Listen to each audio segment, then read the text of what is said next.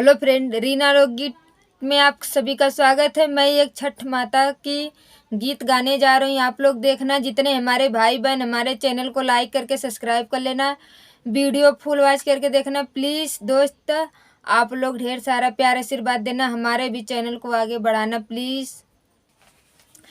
पहिले पहिले व्रत कैली, छठी माई होई जा सहाय, छठी माई होई जा सहाय। पहिले पहिले व्रत कैली, सूरज बाबा होई जा सहाय, सूरज बाबा होई जा सहाय।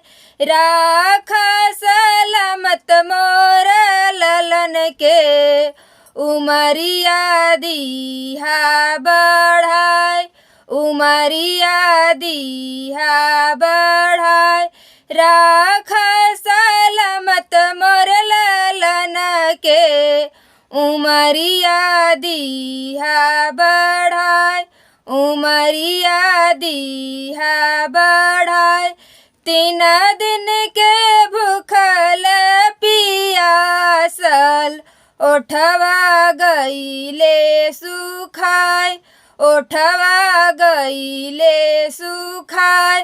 3 दिन के भूखल पियासल, ओठवा गईले सुखाय, ओठवा गईले सुखाय।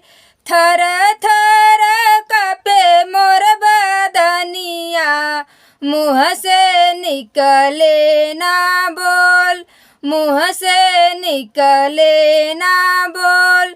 थर थर कापे मोर बदनिया, मुँह से निकले ना बोल, मुँह से निकले ना बोल।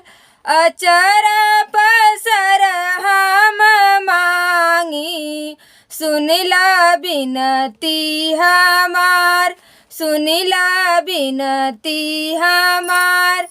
अचरा पसर हम मांगी, सुनिला बिनती हमार, सुनिला बिनती हमार। दोनों हाथ जोड़ हम करीला, सुनिला बिनती हमार, सुनिला बिनती हमार। तोहरी दौरिया सजवली, संग में कलशाया सूप, संग में कलशाया सूप। तोहरी दौरिया सजवली, संग में कलशाया सूप, संग में कलशाया सूप। पहिले पहिले व्रत कैली, सूरज बाबा होई जा सहाय, सूरज बाबा होई जा सहाय।